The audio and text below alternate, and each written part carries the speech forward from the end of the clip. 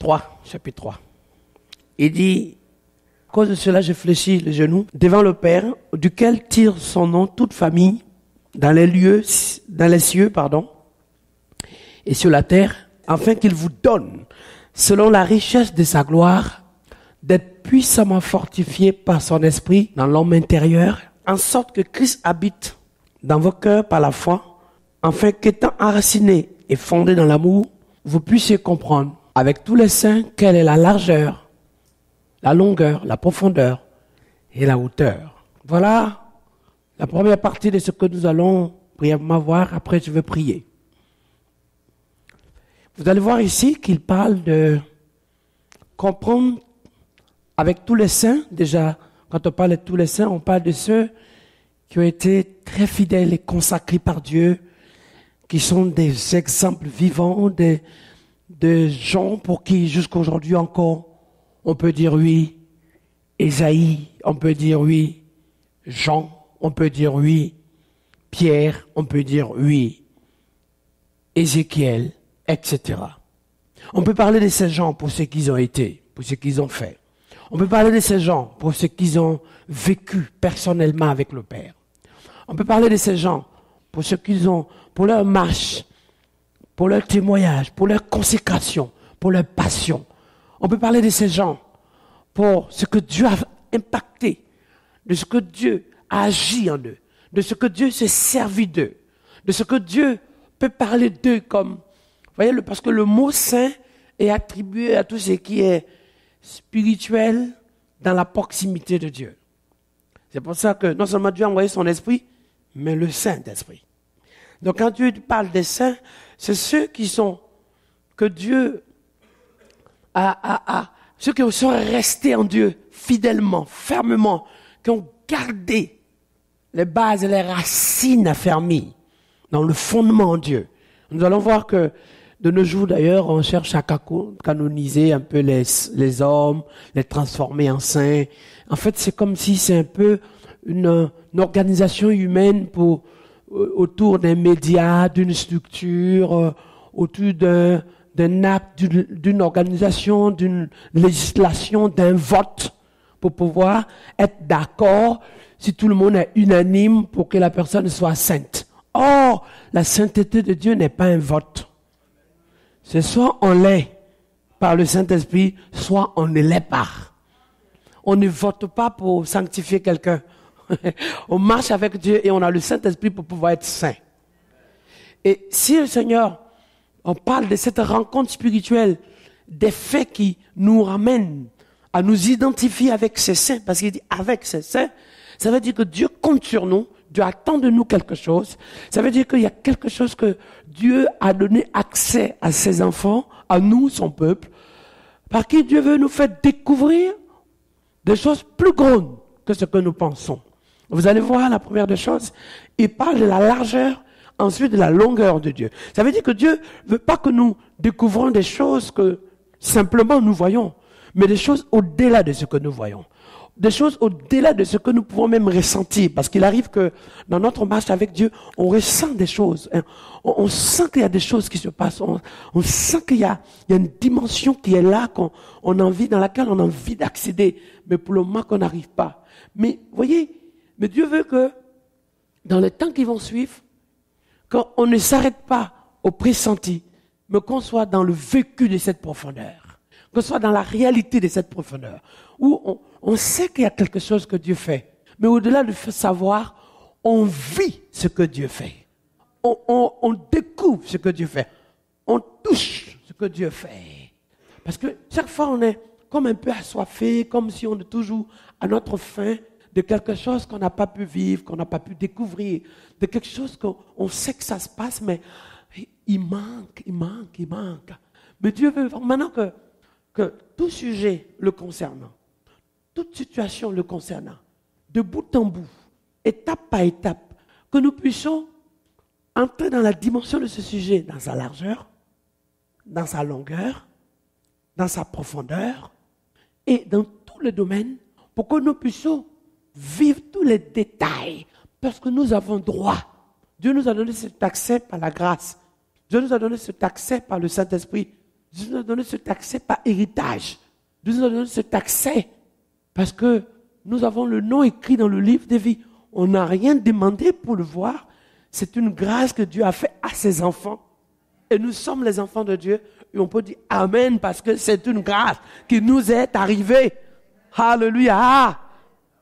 Et lorsqu'on regarde bien, il dit quoi? Il dit, je te connaissais, dans le livre de Jérémie chapitre 1, le verset 5. Il dit, avant que tu ne sois formé dans le ventre de ta mère, moi Dieu, je te connaissais. Mais soyons réalistes. Comment, toi qui as besoin de naître pour que tes parents te connaissent, pour donner ton prénom Marcel, Pierre, Paul, Jean, Enoch, Pauline, Sophie, Stéphanie, Alice. Mais comment quelqu'un, ce grand Dieu, peut dire, je te connaissais avant que tu sois formé dans le ventre de ta mère. Ça veut dire que avant que les choses soient matérialisées en termes de conception, dans ce qu'on appelle même, je n'ai pas envie de détailler de la science, tu existais dans le sein de Dieu. Avant que Dieu ne puisse te mettre dans le circuit de l'existence physique, tu existais dans le spirituel, dans le sein de Dieu. Et dans ce sein-là, Dieu avait une identité pour toi. Dans ce sein-là, il y avait quelque chose qui se passait, mais qui n'était pas humaine, qui n'était pas intellectuelle, qui n'était pas physique, qui n'était pas scientifique. Cette identité que Dieu lui-même a fait preuve de sa destinée sur ta vie. C'est pour ça que tu aurais pu naître il y a 200 ans, il y a 150 ans, il y a 300 ans. Mais Dieu qui sait toutes choses a voulu que, au temps voulu de ton existence pour la gloire de Dieu, les choses soient manifestées pour que, au moment venu, que tu sois assis là aujourd'hui, que tu naisses dans une famille. Après, il y a des choses autour de ça. Dans des familles où c'est dur, dans des régions où c'est difficile, dans des circonstances où c'est lourd, c'est très lourd, dans une époque, dans un temps où c'est peut-être même très compliqué. Mais la complication, c'est une chose. Mais ton existence a été programmée et elle doit être au nom de Jésus. Les circonstances dans lesquelles tu es né, peut-être elles sont difficiles, mais comme Dieu a voulu que tu sois, alors tu viendras et tu feras ta part de mission. C'est ce que j'aime avec Dieu. C'est cette partie-là qui démontre que quand Dieu planifie quelque chose dans la vie de ses enfants, il n'y a rien qui puisse l'empêcher de se réaliser. Voilà pourquoi Dieu nous a donné cette identité. Il écrit nos noms dans le livre des vies. Et ce nom n'est pas le prénom qu'on nous a donné. C'est le nom par lequel, Ésaïe chapitre 43, Dieu dit, tu as du prix à mes yeux et je t'aime. On peut le mettre en affichage au tableau, ou voilà, à la projection. Ésaïe chapitre 43, il dit, je t'appelle par ton nom. Ce n'est pas ton prénom qu'on t'a donné sur les repères des calendriers annuels romains, islamiques ou je ne sais pas quoi, juifs, tout ce que vous voulez. Mais c'est ce repère que Dieu, lui, connaît. Et quand il l'exprime de par ce moyen-là, tu le sens. Même s'il y a 100 Paul, 100 Pierre dans la salle, toi, Paul, le concerné, tu le ressentiras que c'est toi. Quelqu'un ne te lèvera pas à ta place par erreur. Si Dieu t'appelle toi, même si vous êtes 100 qui avaient le même prénom, ne crains rien. Quand je te rachète et je t'appelle du moins par ton nom, tu es à moi. C'est pour ça qu'il dit, avant que tu ne sois formé dans le ventre de ta mère, je te connaissais. Donc quand Dieu te dit que tu es à lui, c'est pas depuis que tu es né que tu es à lui, c'est avant que tu ne sois formé dans le ventre de ta mère que déjà tu étais une propriété réservée. Voilà pourquoi le diable sait que tu n'es pas n'importe qui et tu appartiens à un créateur.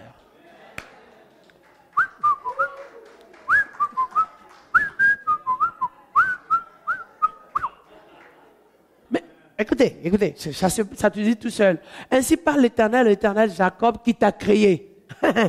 Il t'a créé parce qu'avant que tu sois dans le ventre de ta mère, il te connaissait. Cette création divine, c'est qu'on appelle ça la manifestation prédestinée de Dieu. Elle n'est pas encore humaine.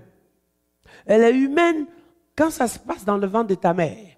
Mais elle est surnaturelle parce qu'elle est avant que tu sois dans le ventre de ta mère. C'est pour ça qu'on parle. C'est lui qui t'a créé. 1. C'est lui qui t'a formé. 2. Ne crains rien quand je te rachète. 4. Je t'appelle par ton nom. 5. Tu es à moi. Tu n'es pas quelqu'un qui est dans le hasard, ni dans le vide. Tu as un propriétaire. Et ton propriétaire s'appelle le roi des rois, le créateur, Dieu tout-puissant, éternel des armées. Je veux jurer, Adonai. Tu appartiens à Dieu. Alléluia. Hey. Alléluia. Hey. Alléluia. Hey. Qu'à un moment donné, les gens découvrent que tu existes. Mais si tu n'es pas descendu que d'un nuage, tu viens de quelque part. Oh là là là là là là là là là là là là là là là là là là. Ouais! Laisse que les gens découvrent que tu as un talent. Mais c'est le talent qu'ils voient. C'est tes moyens qu'ils voient. C'est tes capacités qu'ils voient. Mais ils ne savent pas que tu es sorti de quelque part. Ils ne savent pas que tu as vécu des choses où il fallait bosser. Ils ne savent pas que tu viens au moment où, pendant que les gens faisaient ce qu'ils voulaient, toi tu t'es concentré en train de travailler dans ta tête. Ça c'est déjà humain dans quelqu'un qui a une vision de travailler. Mais à plus forte raison, tu as une existence toi-même. Il dit, oh, quand je te rachète, je t'appelle par ton nom.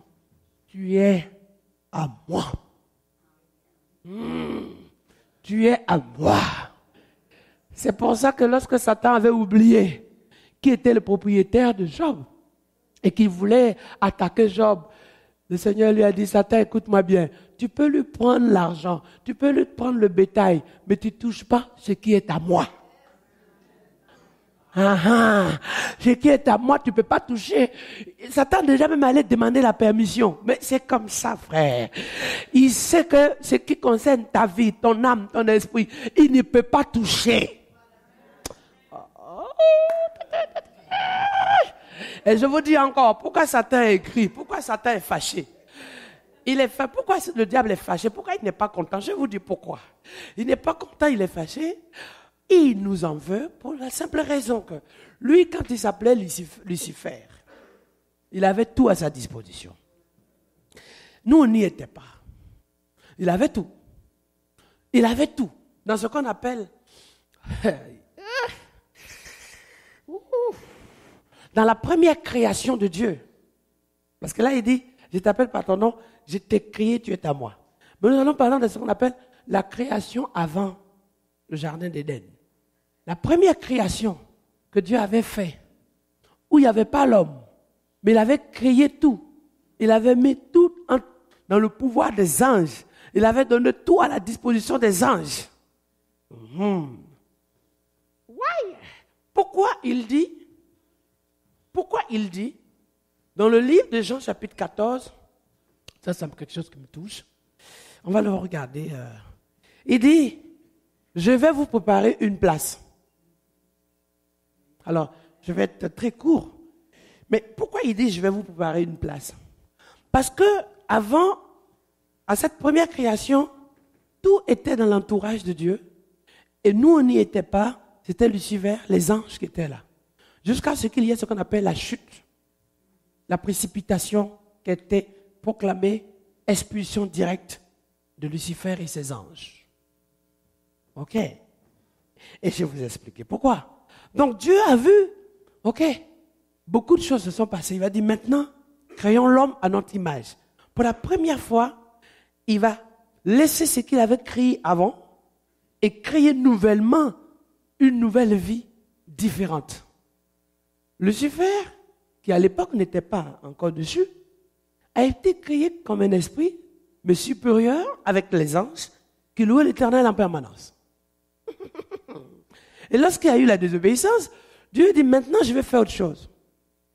Je vais créer, mais cette fois je vais créer quelque chose à mon image. Vous n'avez toujours pas compris. Ça veut dire que quand il a créé les anges ne sont pas faits à l'image de Dieu. Mais Dieu dit, je vais créer maintenant l'homme.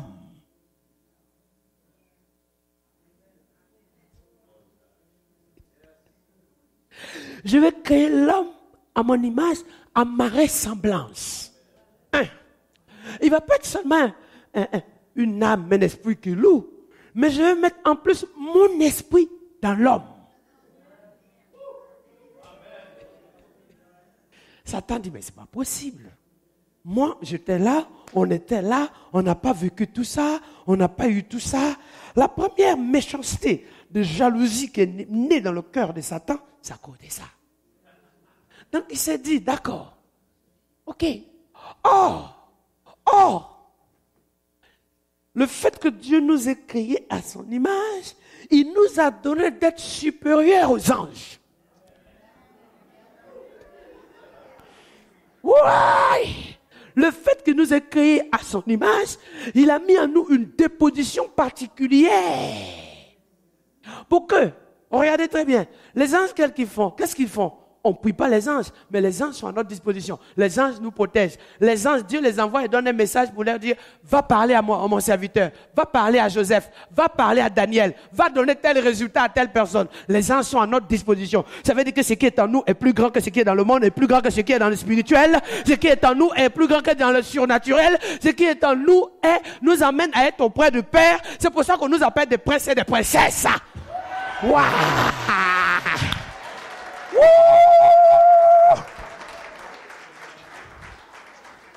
Prince, parce que Dieu est roi et je suis un prince. Prince, parce que Dieu est roi et tu es une princesse. Ouais! Ouais! Wouh! Wouh! Wouh!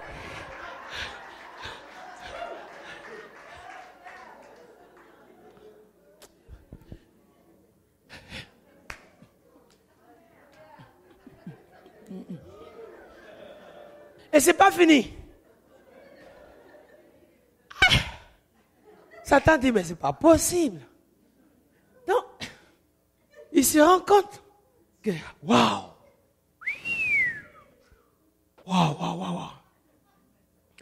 Alors il vient pour piéger l'homme, séduire l'homme. Et est-ce que Dieu a réellement dit? Pour mettre l'homme, c'est pour ça que vous allez voir, chaque fois que vous êtes en train de faire quelque chose de bien, il y a toujours quelque chose qui vient pour vous mettre en doute. Il y a toujours des gens qui sont là pour pouvoir chercher à vous distraire. Mais ils ne peuvent pas faire plus que ça. Ils ne peuvent pas voler votre destinée, ils peuvent que vous distraire. Et quand vous avez le discernement, vous voyez même que leur distraction se lève, mais ça ne marche pas. Et quand vous êtes bien suivi par votre père spirituel, dans votre berger, par votre berger, dans votre église, le Seigneur utilise cette grâce-là et vous protège des ruses de l'ennemi. Les flèches arrivent et vous atteignent pas. Les gens disent, mais pourquoi ils ne chutent pas? Pourquoi ils ne s'écrasent pas? Pourquoi ils ne s'arrêtent pas? Mais parce que le robinet de la grâce, elle est intarissable et personne ne peut l'arrêter. Et Dieu dit, je suis l'Éternel, ton Dieu, et l'Éternel est mon berger. Je ne manquerai. Il m'amène dans de vertes pour qu'on fasse niam, niam, niam, niam, niam, niam. Broute bien dans le vert pâturage. Même quand c'est l'hiver, Dieu pense à mettre quand même le pâturage de côté pour toi, s'il te plaît. Et même quand c'est encore le désert, Dieu te fait pousser encore dans le désert de la verdure pour toi. Parce que tu es précieux à mes yeux et que je t'aime. Je t'ai créé et je t'appelle.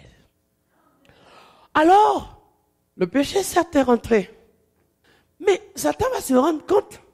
Quand lui, il a désobéi dans l'orgueil, il a été expulsé. Mais quand l'homme a désobéi dans le jardin d'Éden, Dieu a encore fait grâce et pardonné à l'homme. Non, vous n'avez toujours pas compris. Vous n'avez toujours pas compris. Quand lui, il est rentré dans l'orgueil, dans la désobéissance, il a été expulsé. Mais quand nous, on s'est rébellés, on n'a pas connu Dieu, on n'a pas été expulsé, on a été aimés.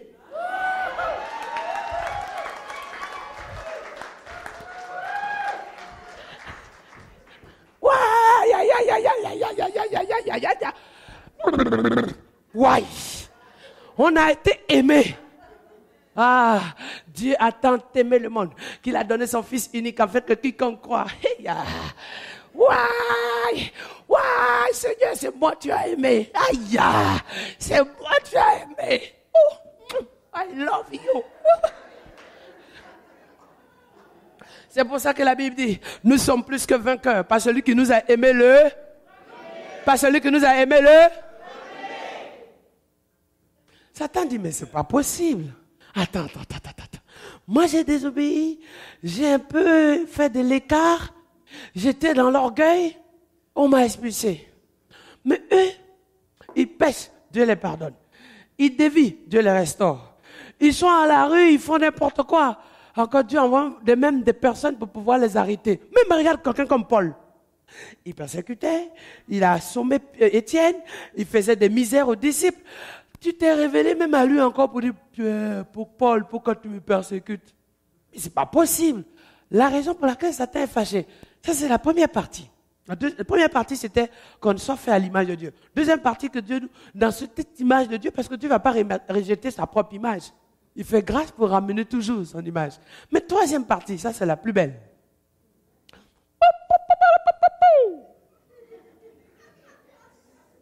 Comme Dieu avait prévu que dans le ciel, il n'y a que gloire, gloire, gloire, et qu'il y a eu du désordre, qu'est-ce qu'il a fait? Il s'est dit, ok, je vais faire le jardin d'Éden. Et le jardin d'Éden, c'est là où il n'y avait ni maladie, ni misère, ni mort. Le péché est venu, Dieu dit, ok, c'est pas grave. Chapitre 3, le verset 15, je mettrai inimitié entre ta postérité et ta postérité, lui t'écrasera la tête et puis le talon, mais sache, Dieu va faire un plan pour amener le Fils de Dieu libérer l'humanité. Mais ce n'est pas fini. Comme la terre a été souillée, cette terre qui était parfaite a été souillée par la désobéissance ou le péché. Du coup, la vie éternelle n'était plus là. Le Seigneur a dit, mais qu'est-ce que je vais faire? C'est là que revient le livre des gens. Il dit, je vais aller vous préparer une place. Ça veut dire qu'elle n'existait pas, cette place. Non, vous n'avez pas encore compris.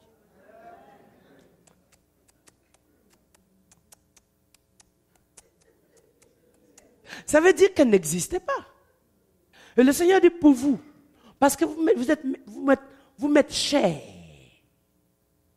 Vous vivez 120 ans. Mais vous avez droit, après ces 120 ans de la vie de la chair qui détruit le corps, que votre âme vive éternellement.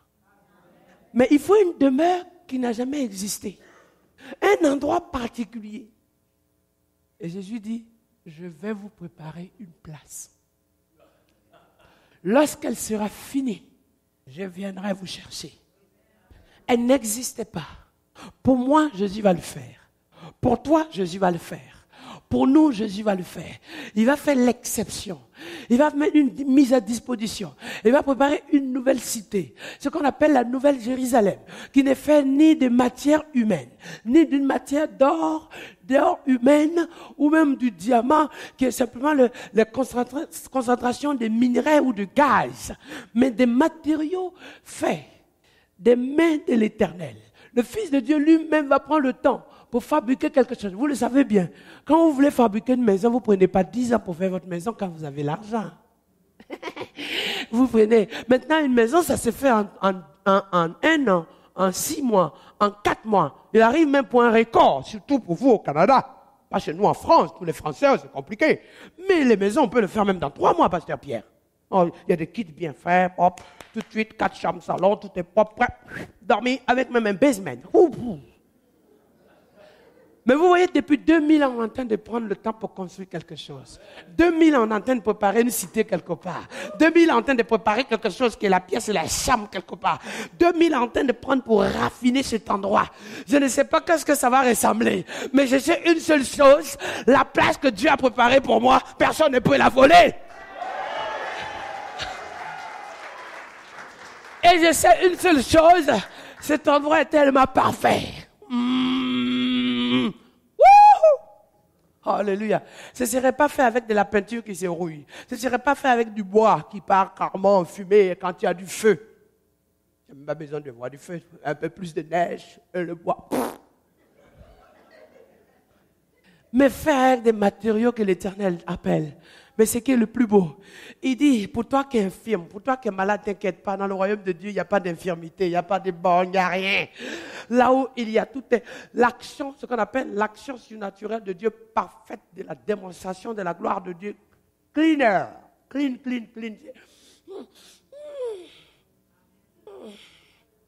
Ah là là, why?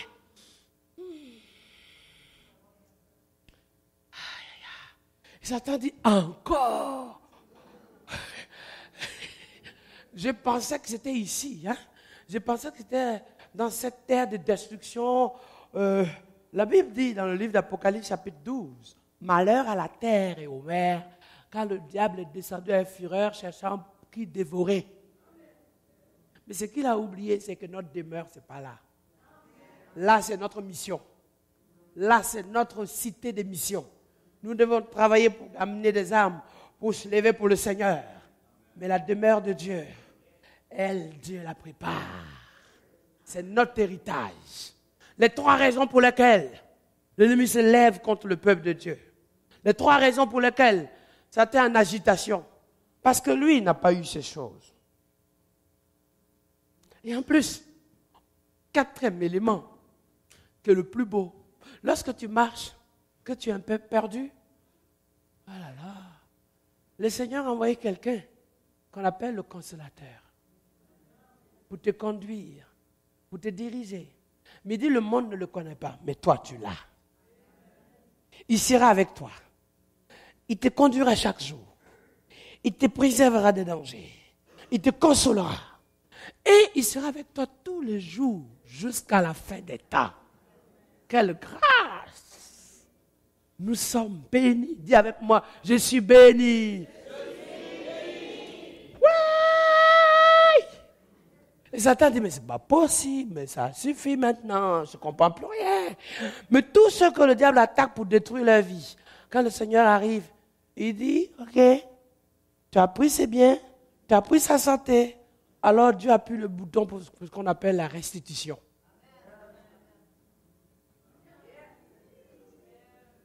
Dieu appuie le bouton. Et c'est la restitution.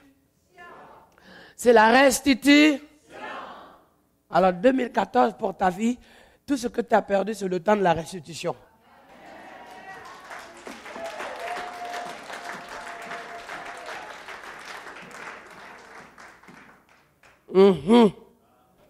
La restitution, c'est ton droit. Tu fais rien pour ça. C'est Dieu qui a donné l'ordre. Quand on était petit, vous savez, et on arrive à l'absence des parents, on se permettait un peu de bouger le fauteuil là où c'était.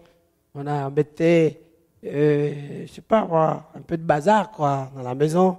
Et quand les parents arrivent, tout de suite, en une seconde, en un éclair, on remettait tout en place. Parce que le boss arrive. Et je peux vous dire, quand le Seigneur arrive, Satan sait comment remettre les choses à leur place. Si on dit, qui a fait ça? Ah, c'est pas moi. Parce que la Bible dit, on ne touche pas loin de l'Éternel. C'est une réalité. Tu es loin par Dieu. Quoi que tu aies fait, d'où que tu passes, tu es la propriété du Seigneur. Tu appartiens au Seigneur. Et ça, c'est quelque chose qui est institué de Dieu et qui fait mention de toi. C'est pour ça qu'il dit que je t'ai créé et je t'aime et tu es moi.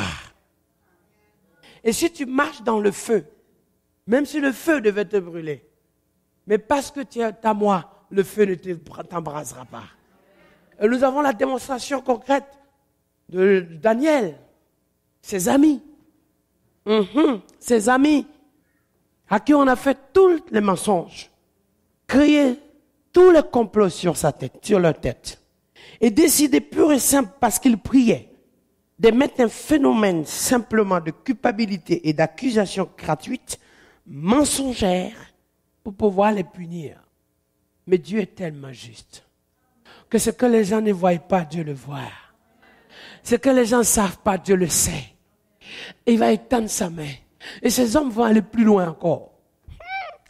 Ils ont dit, écoutez, oui, vous avez chauffé le feu 10 fois. Déjà, un feu, il brûle, mais on le chauffe 10 fois. Réfléchissons ensemble. Un feu, sans être chauffé 2 fois, il brûle. Oui ou non? Mais la Bible dit, on l'a chauffé 10 fois. Hein? Ça veut dire que, au départ, un feu normal, ça brûle les feuilles. Quand on le chauffe, ça brûle le bois, même le bois frais. Quand on le chauffe 3 fois, 2 fois, 3 fois, ça commence à brûler l'aluminium. Quand on le chauffe 4, 5, 6 fois, ça commence à brûler le fer, toutes ces matières de métaux. Et quand on commence à le chauffer encore jusqu'à 8 fois, ça brûle tout ce qui se passe, tout ce qu'elle rencontre, tout. Et ça fait fondre tout. C'est que ça n'arrive pas à fondre. C'est le diamant que ça ne fond pas. Le feu ne fait pas fondre le diamant. Et si tu es le diamant de l'Éternel qui brille, mais quand on te met dans la terre pour te salir, tu brilles. On te met dans le feu, tu brilles. Ouais! On va te mettre dans n'importe quelle matière. Tu vas être là. Mais lorsque la matière part, tu retrouves ta valeur.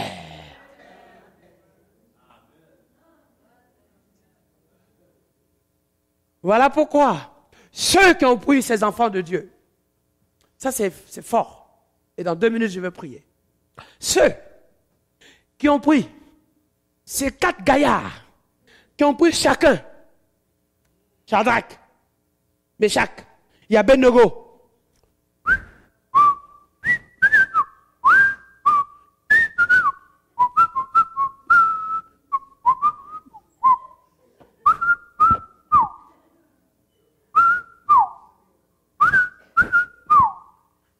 Quand ils ont jeté, Shadrach, c'est bizarre pour commencer, le premier petit déjeuner qu'ils ont eu, ces gens sont tombés dans le feu, mais ceux qui ont jeté les Shadrach et Meshach, eux, ils sont morts déjà. Donc toi, vous imaginez le choc.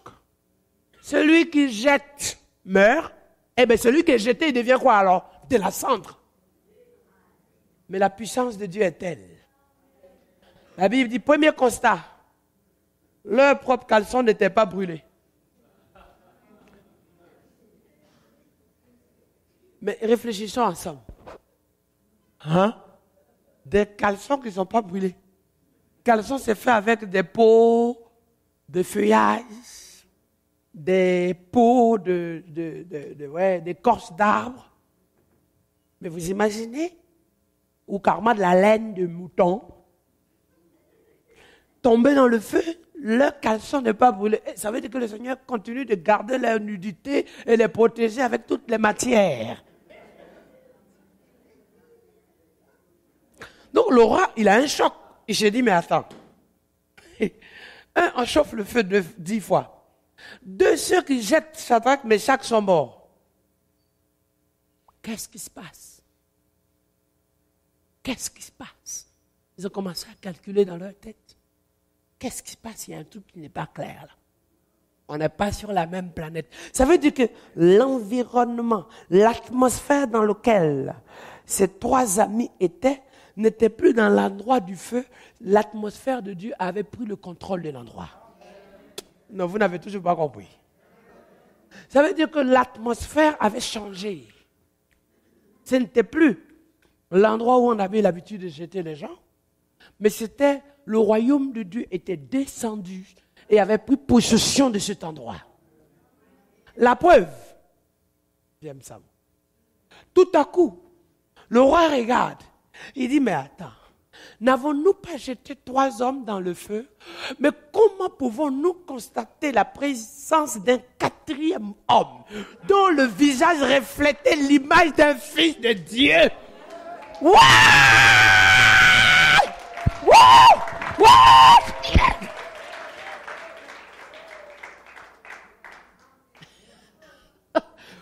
Aïe, aïe, aïe. N'avons-nous pas jeté 3 hommes? Et comment pouvons-nous constater la présence du 4e homme dont le visage reflétait l'image d'un fils de Dieu? Aïe, aïe, aïe, aïe, aïe.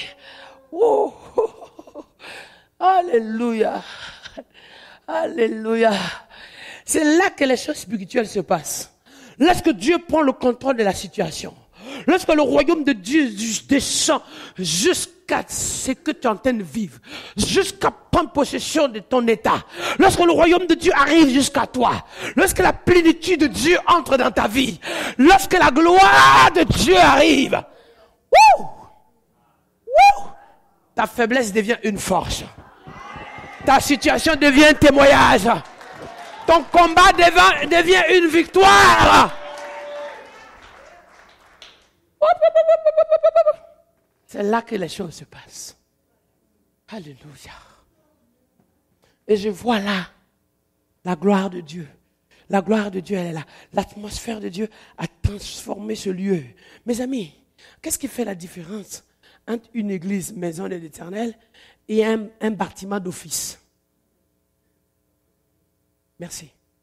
Ce qui fait la différence, ce n'est pas la croix, ce n'est pas la salle, ce ne sont pas les chaises, ce n'est pas le fait qu'il y a des haut-parleurs, il y a de la sono. La différence, pour les gens du monde, ils ne voient pas la différence. Vous voyez pas remarquer maintenant, il y a des KFC qui sont en vente, il y a des McDonald's en vente, il y a de certains endroits en Europe, même il y a des mosquées qui sont en vente, il y a des églises catholiques qui sont en vente. Les gens, ils font un hôtel, ils font même une boîte de nuit, ils font des choses. Ils s'en fichent, ils voient business. La différence entre un bâtiment normal, comme tout bâtiment fait de matière, de terre, de ciment, de fer, de bois, et tout ce que vous voulez, de métaux, c'est que la présence de Dieu, lorsque la présence de Dieu est dans un endroit, même si c'est un endroit abandonné, un endroit poubelle, un endroit qui était complètement bizarroïde, cet endroit est transformé, destiné de la gloire de Dieu.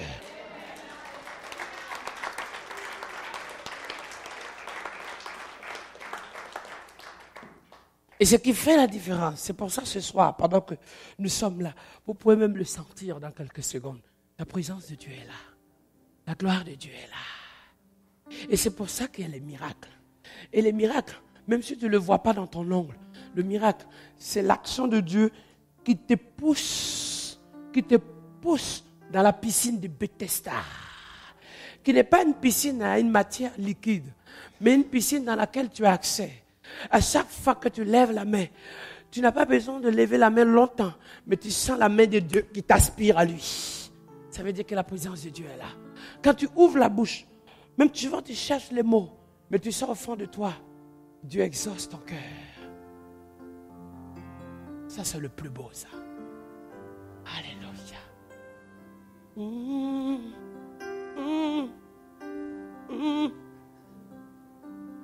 Et Dieu prend le contrôle là. Sans la présence de Dieu là. Une atmosphère. Et c'est pour ça que je vous disais ce matin que la main de Dieu est sur cette église. Mais pas pour ce qu'elle a été, mais pour ce qu'elle va être. Parce que ce qu'elle a été, beaucoup de choses, Dieu a béni, Dieu a agi. Mais pour ce qu'elle va être, non. Non. Là. On tient la main, non? N'avons-nous pas vu deux personnes? N'avons-nous pas vu seulement des gens qui sont en train, peut-être des gens malheureux qui viennent à l'église? N'avons-nous pas vu des frères qui étaient fatigués s'asseoir? Mais comment pouvons-nous voir dans cette église des sportifs, le maire, des autorités, le gouvernement, l'administration, l'État? Comment ça se fait qu'il devient un point central, un point de démarrage de grandes choses? Comment ça se fait qu'il y a comme une rivière qui coule de ce lieu? Comment ça se fait? N'avons-nous pas vu seulement un lieu comme tout autre? Qu'est-ce qui se passe là? N'avons-nous pas vu un endroit où il y avait... C'est où? C'est Pasteur Pierre, mais je le connais, mais comment ça se fait? Ah non, c'est exceptionnel. Ah bon? Depuis quand? Exceptionnel. Ah bon? Et quoi? Ah bon? Mais oui. Le quatrième homme est là. Et c'est la présence du quatrième homme qui transforme le feu qui brûle à carrément de l'eau de bain. Ce feu était transformé à une belle douche qui lavait même leurs caleçons. Il lavait des caleçons anciennes, vieilles, le caleçon propre, pur, qui sent bon. Parce que l'atmosphère a changé. Parce que la goutte de Dieu a coulé là. Parce que quelque chose de Dieu est descendu. Parce que la grâce de Dieu est là. Pendant que tu fermes les yeux, pendant que tu t'assis ce soir. Et c'est ça qui va renouveler ton alliance avec Dieu. C'est dans ça que tu viens de couler. C'est dans ça que tu viens plonger. C'est dans ça que tu viens être embarqué. Parce que,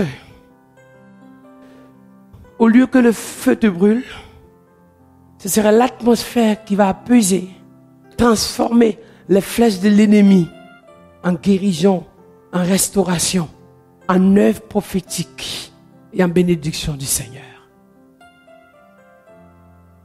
Et c'est ça la différence. Parce que l'atmosphère a changé. Parce que le climat a changé. Parce que l'endroit où tu te trouves. Le Seigneur dit, Moïse, l'endroit où tu te trouves. Je dis, oui, mais j'ai l'habitude de suivre mon bétail ici. Il dit, non. L'endroit où tu te trouves, cet endroit a changé. Ce n'est plus le lieu où tu passais chaque fois pour s'occuper du bétail. Mais regarde la démonstration que cet endroit a changé. Regarde ce qui est dans ta main. Oh, mais Seigneur, c'est mon bois. Non, regarde encore. Mais Seigneur, c'est mon bâton que j'ai ramassé pour m'occuper du bétail. Regarde encore. Quand il jette un coup d'œil sur la troisième fois, il dit, mais Seigneur, mais qu'est-ce que je vois? Il dit, lâche-le. Comme tu ne vois pas, lâche-le. Lorsque le bâton est tombé à l'endroit où il se trouve, il dit, regarde. Il dit, oui, je vois. Je vois un serpent. L'endroit où tu te trouves. Parce que l'atmosphère a changé. Ce qui est dans ta main change. Ce qui est à toi change. Ce qui t'a été donné change. Ta valeur change. Tes capacités changent. Tes qualités changent. Tes qualifications changent. Ta compétence change. Ton talent change. Le don qui est en toi change. La révélation en toi change. La grâce en toi change. L'onction en toi change. Il dit, regarde. Oh Jésus. Oh Jésus. Alléluia. L'endroit où tu te trouves. C'est pour ça que je demande ce soir. Si tu as du mal à comprendre l'endroit, Dieu veut te plonger dedans pour que tu vois. Et tu sauras pourquoi. Depuis des années, malgré tous les multiples pièges, rien n'a pu assommer ta vie. Parce que tu as une destinée. Et dans le mot destinée, il y a destination. Une destinée est accompagnée d'un chemin de destination. Une destinée est accompagnée d'un plan de destination. Si tu as une destinée, c'est que tu as un chemin pour entrer dans cette destinée. Si tu as une destinée, c'est que tu as une voie à prendre pour entrer dans cette destinée. Si tu as une destinée, c'est qu'il y a une direction de Dieu pour que tu prennes ce chemin de la destination. Si tu as une destinée, c'est qu'il y a une promesse qui va avec pour que tu arrives. Et pendant qu'on a les yeux fermés, on ne voit pas ce que les autres vivent. Mais je vais te demander une chose maintenant. L'atmosphère a changé. Je voudrais te demander rapidement de sortir là où tu es pour te trouver là dans cette atmosphère changée là. Je vois l'huile de Dieu la couler là maintenant. L'atmosphère a changé là. Dépêche-toi, approche ici. Tu peux t'élever pour t'approcher, je vais prier pour toi. Vite fait. Vous pouvez vous approcher. Maintenant, je vais demander derrière ces personnes. Parce que je vois une œuvre prophétique qui se passe là. Oh Jésus. Oh Jésus. L'atmosphère a changé. Voilà pourquoi Dieu va prendre le peu que tu as et le multiplier. L'atmosphère a changé. Voilà pourquoi Dieu va te plonger dans la puissance de son esprit. L'atmosphère a changé. Je vais vous demander simplement de lever les mains. Et je vais demander au service, aux équipes d'être actifs. Parce qu'on ne comprend pas pourquoi l'ennemi ne peut pas t'atteindre. Mais parce que l'atmosphère a changé. L'atmosphère a changé. Oula. L'atmosphère a changé. Et pendant que tu es déjà debout avec les mains levées, quelque chose est en train de se passer sur toi. L'atmosphère a changé. L'atmosphère a changé. Dieu t'a parlé ce matin. Et Dieu te dit, je vais maintenant remplir le grenier que tu as. L'atmosphère a changé. Et je vais maintenant faire mûrir le blé qui est en toi. L'atmosphère a changé. Je vais maintenant élever ma grâce qui est plantée sur ta vie. L'atmosphère a changé. Voilà pourquoi l'ennemi ne pourra plus t'atteindre. ces actions ne pourront pas te toucher. Parce que l'atmosphère a changé pour t'environner, pour te protéger. Le Seigneur dit alors, l'endroit où tu te trouves là maintenant, l'atmosphère a changé. Il y a quelque chose qui s'est passé. L'atmosphère a changé. L'atmosphère a changé pour toi. L'atmosphère a changé pour toi. Pour ça que tu as droit à la restauration ce soir. Tu as droit à la restauration ce soir. Tu as droit à la restauration ce soir. Tu as droit à la restauration ce soir.